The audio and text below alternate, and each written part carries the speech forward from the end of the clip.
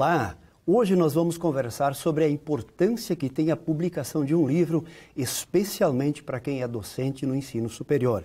Então esse é o tema do Ubra Conhecimento que está começando.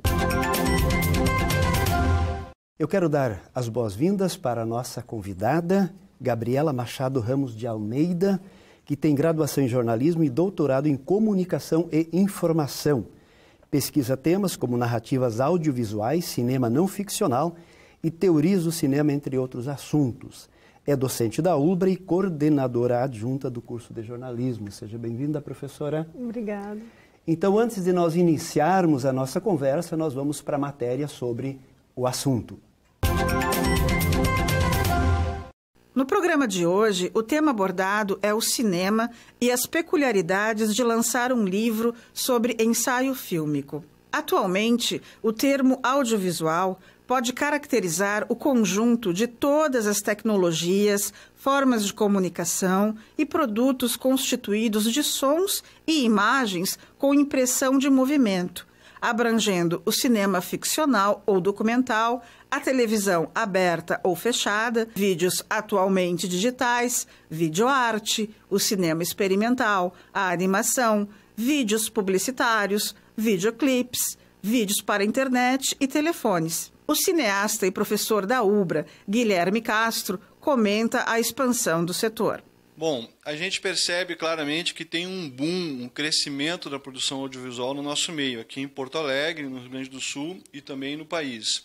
Isso é porque o audiovisual cresce e ele tá colocado em toda a sociedade em várias maneiras. Tem veículos, tem demanda de produção, tem câmeras em todos os lugares tem câmeras gravando, as pessoas, cada um tem a sua câmera, faz seus filmes.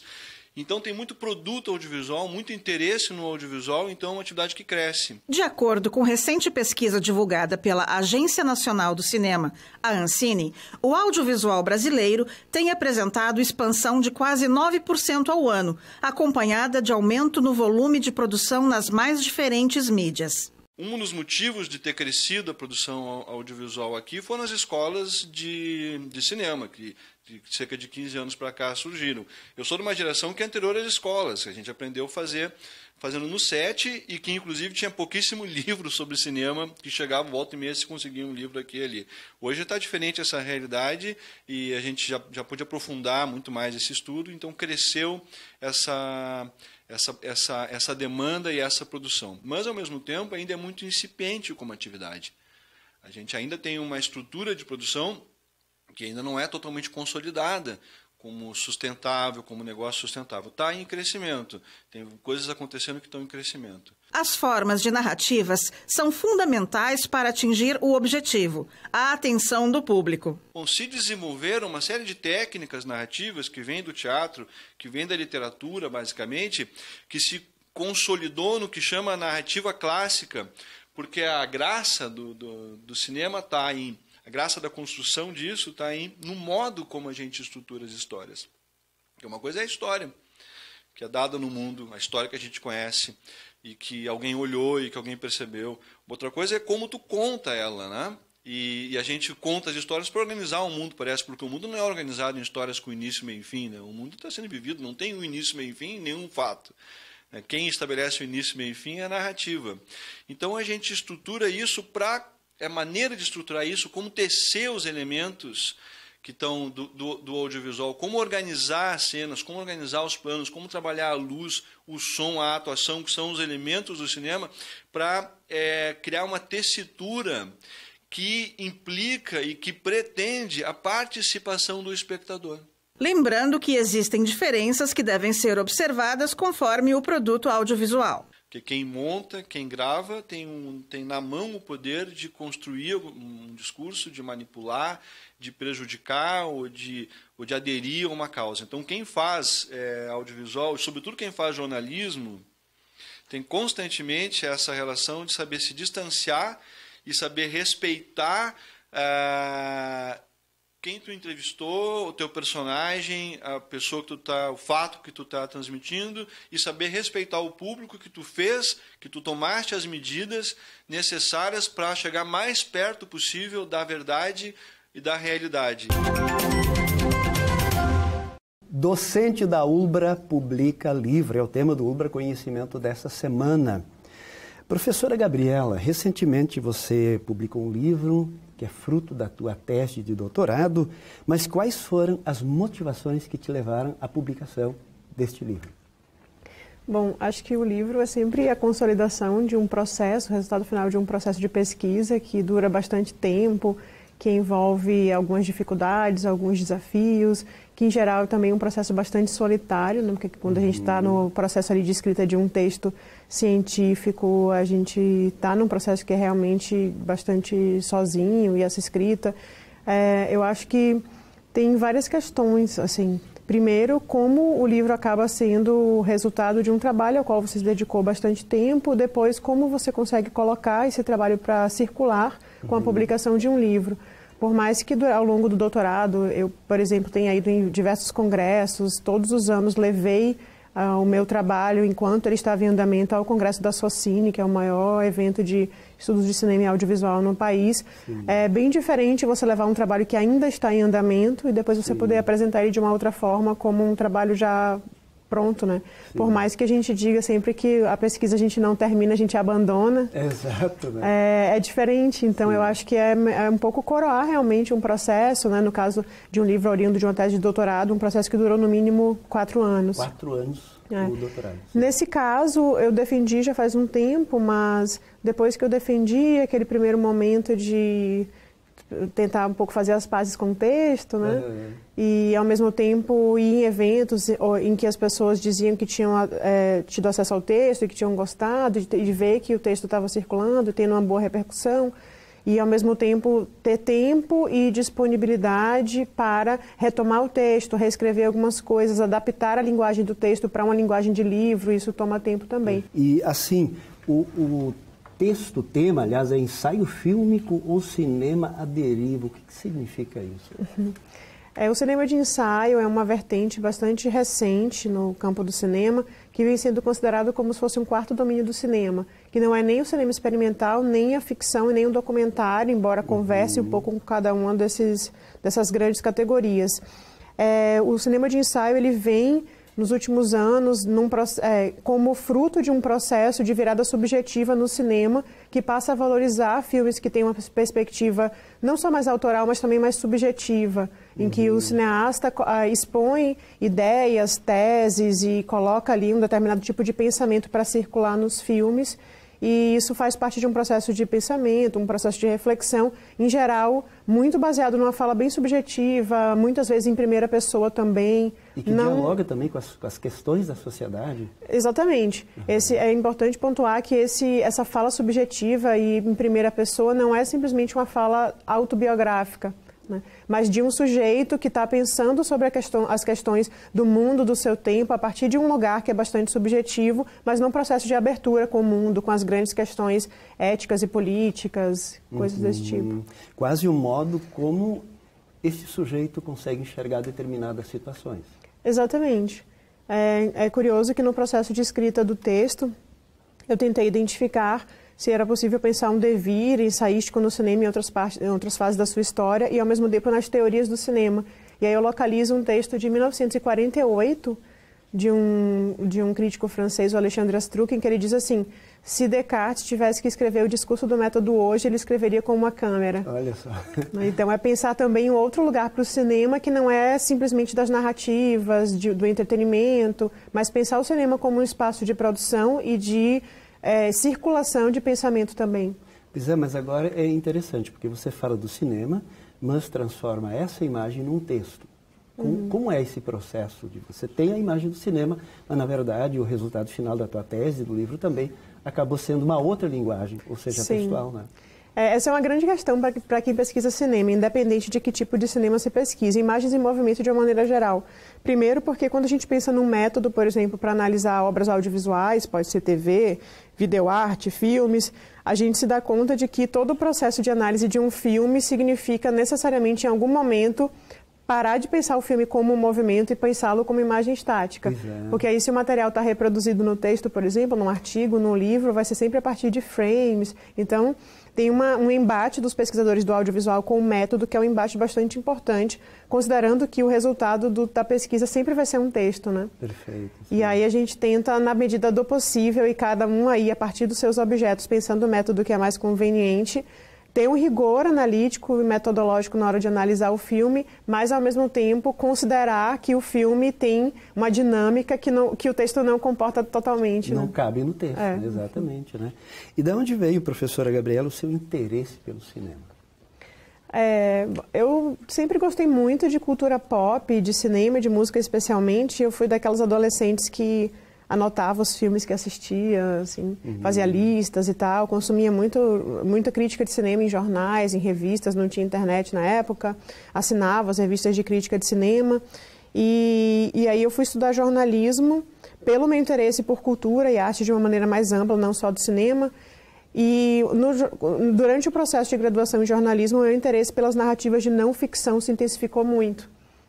Eu sempre brinco que eu não sei dizer se eu fui estudar jornalismo porque eu sou viciada em narrativas de não ficção ou se o meu interesse por essas narrativas se consolidou mais durante a graduação. E aí, no caso do cinema, o meu consumo prioritário é de narrativas de não ficção. É uma coisa muito natural, muito orgânica para mim. Se eu vou assistir um filme no cinema, se eu quero olhar alguma coisa na TV, na Netflix, eu não paro para pensar assim, eu vou escolher um documentário para assistir, mas eu começo a escolher o que eu vou ver quando eu me dou conta eu estou vendo um documentário. Que legal. Muito bem, nós vamos agora para o quadro Ciência em Foco, intervalo, e nós já voltamos.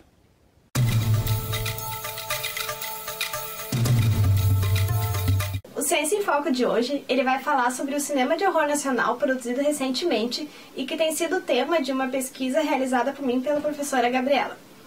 O horror, ele não é um gênero muito consagrado aqui no país. Salvo a figura do Zé do Caixão, que é bem conhecida por todo mundo, esse gênero ele não possui muita abrangência em território nacional. Geralmente ele fica mais destinado a filmes de baixo orçamento e com pouca visibilidade nas salas comerciais. Contudo, a partir de 2011, mais ou menos, tem ocorrido um movimento diferente em relação ao gênero aqui no país. Diretores têm conseguido produzir um trabalho muito mais autoral de horror, abrangendo também temáticas muito caras a esse gênero, como refletir temas como fobias sociais, angústias, tudo isso para causar medo no espectador, trazendo a realidade do cotidiano para as telas do cinema. Antes muito mais destinado à veiculação em salas independentes, hoje alguns filmes de horror têm se destacado inclusive nas salas comerciais de cinema. A exemplo de As Boas Maneiras, de Juliana Rojas e Marco Dutra, e Animal Cordial, de Gabriela Amaral. Em comum, ambos apresentam uma forte ligação com o contexto histórico e social que atravessa o Brasil na atualidade. Contudo, eles representam esse realismo em tela de uma forma muito mais metafórica do que literal, algo que é bem costumeiro do gênero de horror.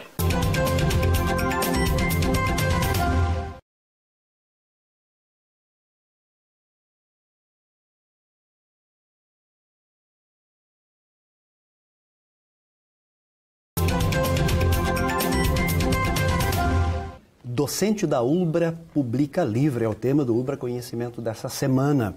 E temos como convidada, professora do curso de comunicação, Gabriela Machado Ramos de Almeida. Professora Gabriela, qual a importância da pesquisa para o profissional da educação, ou seja, para a pessoa que é docente no ensino superior? Acho que tem uma função fundamental que é através da pesquisa que a gente consegue se manter atualizado com as discussões do nosso campo, né? Para começar. E eu acho que um professor que está atualizado com as discussões do seu campo vai poder sempre levar isso de uma maneira mais interessante para a sala de aula. Então, se a pessoa eventualmente fez um mestrado, um doutorado, e depois disso não produziu pesquisa, ou pelo menos não tomou contato com um conjunto de leituras que estão fazendo parte do seu campo naquele momento, como é que ele vai poder levar isso para a sala de aula? Perfeito. Então, eu acho que isso faz uma diferença bastante grande, na medida em que o professor vai poder fazer um diálogo mais qualificado. No nosso campo da comunicação, eu acho que tem um dado ainda mais primordial, que é o fato de que a gente lida com as questões do presente o tempo inteiro. Perfeito. Então, como é que um professor, por exemplo, vai poder discutir, levar para a sala de aula uma discussão sobre as dinâmicas de afeto e sociabilidade nas mídias sociais, por exemplo, se ele não parte de um conjunto de leituras para entender de que maneira o nosso campo está enxergando essas questões no momento, né? Só para ficar num exemplo muito atual. Sim. Então, eu acho que essa a maneira como o professor vai conseguir levar para a sala de aula discussões pertinentes e contemporâneas do seu campo é bem atravessada, né, alterada e potencializada pelo envolvimento com a pesquisa. Ou seja, não tem mais como ter habilidades naquilo que se espera de um docente hoje, sem que ele esteja constantemente fazendo pesquisa e, obviamente, publicando. Sim, se atualizando, produzindo pesquisa, fazendo o seu pensamento circular também, fazendo com que os alunos tomem contato com aquilo que o professor também eventualmente produz. Tem uma outra questão também que é institucional, que eu acho que é bastante importante, como o professor que faz pesquisa e que circula, seja através da publicação de livros e artigos, seja através de eventos, também está levando o nome da universidade, né, para outros lugares. Então, eu acho que do ponto de vista institucional também é assim que a universidade existe, para fora. Exato. A universidade precisaria dialogar com a sociedade, com as diversas sociedades de qualquer modo, né? Sim. Professora Gabriela, se tem assim no senso comum aquela ideia de que nos dias de hoje o aluno lê cada vez menos. Ele lê menos ou ele lê diferentes modos de leitura? Acho que ele lê outras coisas e nem sempre o repertório dos alunos, nem sempre não, acho que quase nunca o repertório dos alunos é o mesmo nosso. Perfeito. E aí como é que a gente faz para conciliar, aí está o grande desafio, né? O nosso repertório com o repertório dos alunos, considerando que a gente, enquanto docente, entende que existe um repertório que é importante, fundamental, que é canônico, ou que são as coisas mais atuais que estão surgindo no nosso campo, e ao mesmo tempo conciliar isso com o interesse que seja do aluno, para que o processo de leitura das sugestões ou das leituras obrigatórias que o professor faz não se torne para ele também um processo muito torturante, ou muito difícil, ou muito que não produza nesse aluno nenhum prazer. Então, acho que tem várias questões. A própria maneira como a atenção no nosso tempo é muito dissipada, porque principalmente as pessoas mais jovens, elas fazem muita coisa ao mesmo tempo, elas leem muita coisa, elas têm acesso a muitas informações de tipos diferentes, o que os alunos nem sempre se dão conta, embora eles entendam que a internet oferece para eles um infinito realmente de informações. Eu acho que o que eles não se dão muito conta é de que nem sempre essa informação se transforma em conhecimento. Perfeito. E aí, como ele consegue dar esse salto, como ele consegue transformar esse consumo de informação, que é a informação variada, muitas vezes nem é uma informação no primeiro momento útil, em alguma coisa que seja útil, que seja produtiva para a sua vida e que ele consiga transformar em conhecimento, que não é simplesmente acumular informação, é produzir alguma coisa potente com ela. A dinâmica de que a informação pode levar ao conhecimento, mas necessariamente não é o conhecimento, né? E aí nós temos também uma outra questão que se levanta com as publicações digitais, que cada vez aumentam também os textos científicos, vamos dizer assim, né? E diante desse aumento das publicações digitais, o livro impresso ainda faz sentido? Eu acho que as publicações digitais e o livro impresso, eles acabam cumprindo funções diferentes. Eu me peguei muito pensando nesse livro, se faria mais sentido lançar ele num livro físico, ou se faria mais sentido lançar em PDF, pensando na circulação. Eu acho que para a circulação de artigos, a ideia do artigo é que ele seja o estado da arte da nossa área naquele momento, né? Exato, então ele vai refletir as discussões que estão sendo travadas naquele momento por aquele conjunto de pesquisadores sobre questões que em geral também são questões contemporâneas. Então o processo de escrita e publicação do artigo, ele acaba sendo bem mais rápido do que de um livro. Então acho que faz sentido que ele seja o PDF ali, que talvez daqui a 2, 3 anos ninguém vai ler mais, mas ele teve sua importância ali naquele momento. E o livro ele é um pouco diferente, principalmente se ele não é um livro de artigo, se ele é um livro inteiro dedicado a um texto único e tal, como um livro oriundo de uma tese, porque ele vai trazer ali uma discussão, em geral, mais consistente, porque ela é mais aprofundada e mais prolongada, e que o leitor pode consultar a qualquer momento, porque aquela discussão provavelmente não vai ficar desatualizada com o tempo, ou pelo menos tão rápido. Perfeito. Tanto que os artigos, inclusive a partir das próprias instituições, têm uma validade praticamente de 4 anos. Cada quadriênio você precisa estar reformulando, renovando, né? A pontuação dos docentes da produção, né, dos últimos 2 anos, no máximo 4, exatamente. Exatamente. Enquanto o livro, de fato, né, a gente lê hoje livros do filósofo Aristóteles, que são antes de Cristo, e são livros extremamente atuais. Exatamente. E eu acho que também tem uma outra coisa que é interessante, que é do próprio livro enquanto objeto físico, né? embora eu seja uma pessoa que lê muito PDF e inclusive tem um leitor digital, eu não consegui assim superar o meu fetiche pelo livro físico. Então eu continuo comprando muito livro. Para mim é importante ter os livros enquanto objetos e eu acabo tendo, embora a informação que está num livro físico ou num PDF pode ser a mesma, eu acabo guardando um carinho muito maior por um livro objeto físico do que por um material que está ali no computador, que se eu quiser eu apago num dia, baixo de novo no outro, e acabo não dando tanta importância. Na verdade, é uma leitura diferente. Né? Você lê um texto digital ou lê um livro físico. Como é diferente também e muda a nossa estrutura mental quando se escreve com a caneta ou se escreve no computador. Eu lembro um texto que eu li faz um tempo atrás do filósofo Nietzsche, quando ele ganhou a primeira máquina de escrever. Então ele escreve e descreve também que muda toda a estrutura de pensamento, como ele constrói. Esse eu acho que é um aspecto interessante. Quem sabe não veio substituir o livro, que é a pergunta, eu acho que é uma pergunta rasa que se faz logo, né? Mas não veio substituir, mas complementar. Sim, sim. Né? Eu acho que essa é a grande questão. E uma outra questão, professora Gabriela, diante da nossa atualidade de fake news no Brasil. Quem publica um artigo consistente ou um livro também, digamos, está um pouco mais isento de publicar fake news que são feitos por pessoas que muitas vezes nós nem sabemos quem são. Na verdade, dá um pouco mais de credibilidade para o leitor.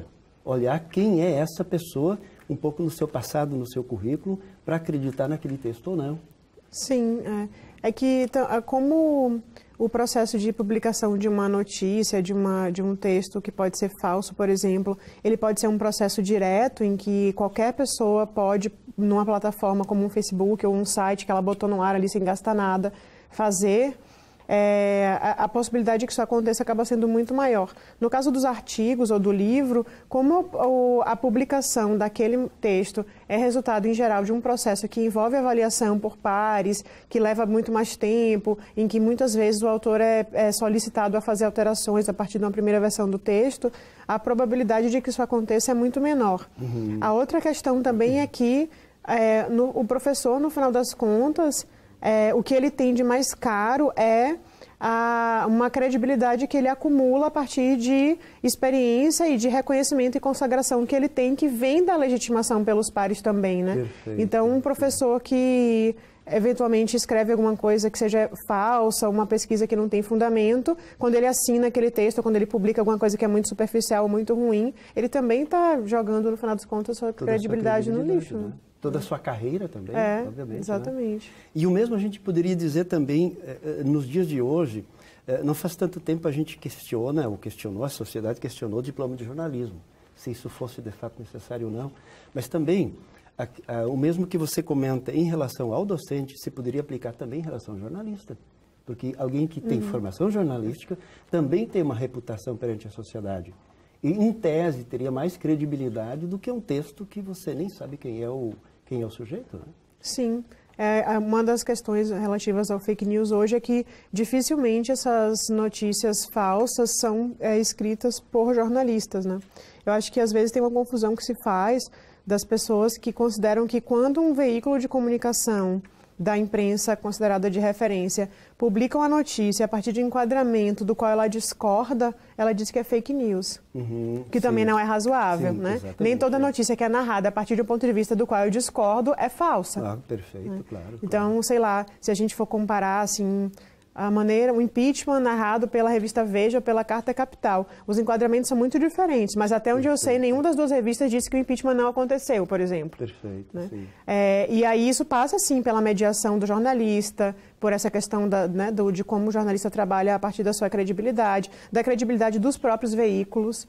Então, é muito difícil que um veículo de referência publique uma notícia que seja efetivamente falsa, né? Uma notícia que não aconteceu.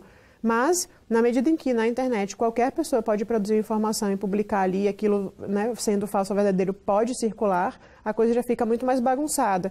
Então, no final das contas, o tratamento jornalístico da informação, ele nunca foi tão necessário quanto é hoje, porque a gente nunca precisou tanto dessa chancela, dessa mediação que o jornalista é capaz de fazer e que garante, de alguma maneira, que aquela notícia não é falsa. Ela pode até estar sendo narrada a partir de um ponto de vista do qual eu discordo, mas dificilmente ela vai ser falsa realmente, né? Né? Muito bem. Nós vamos agora para o quadro Dica do Programa e já voltamos para as considerações finais. Olá, a dica de hoje é sobre produção audiovisual. É um assunto que cada vez interessa mais pessoas. Por quê? Porque todos amam filmes, televisão, assistem audiovisuais em webséries e várias maneiras que hoje há de difusão de conteúdo e também de produção de conteúdo. Agora, quando se fala audiovisual, se inclui cinema, TV, web, todas as formas narrativas que usam a imagem em movimento. O que é a imagem em movimento do audiovisual? O audiovisual usa câmera de gravação. Quando a gente aperta o botão do REC e aperta o botão do STOP, a gente produz o que chama de plano cinematográfico, que na montagem, na edição, é o que vai se fazer o filme. O filme é a ordenação desses planos no timeline. Parece simples, mas não é tanto. Isso envolve dramaturgia, roteiro, direção, arte, fotografia, música, atuação e várias funções que são organizadas também como uma forma de produção industrial, porque audiovisual é arte e também é indústria. E a arte está em costurar todos esses elementos numa forma harmônica, que faça sentido, que tenha coesão. Então, bons filmes. Docente da UBRA Publica Livre é o tema do UBRA Conhecimento dessa semana. Professora Gabriela, qual é o seu recado final em relação a esse tema da publicação do seu livro? Bom, primeiro, assim, desejar que o livro tenha uma circulação, que as pessoas se interessem. É o primeiro livro inteiramente dedicado ao cinema de ensaio, publicado por um autor brasileiro. Então, acho que tem um caráter assim, inovador nisso. Também é para isso que a pesquisa serve, né? Para que a gente aproveite esse espaço, por exemplo, de um doutorado para produzir alguma coisa que seja original, inovadora, inclusive para justificar o emprego de dinheiro público que é feito na nossa formação, né? Seja na universidade particular, seja na universidade pública. Então, assim, um desejo de que as ideias que estão aí circulem e que mais pessoas continuem se interessando pelo cinema de ensaio e possam também escrever a partir desse texto, discordar dele, conversar com ele, né, discutir ele, mas para mim é importante não exatamente que as pessoas gostem, mas que as pessoas leiam. Legal, muito bacana. Muito obrigado, professora Gabriela, por essa conversa. Eu que agradeço pelo espaço. Muito obrigado você pela companhia e nós nos encontramos na próxima semana para mais um UBRA Conhecimento. Até lá!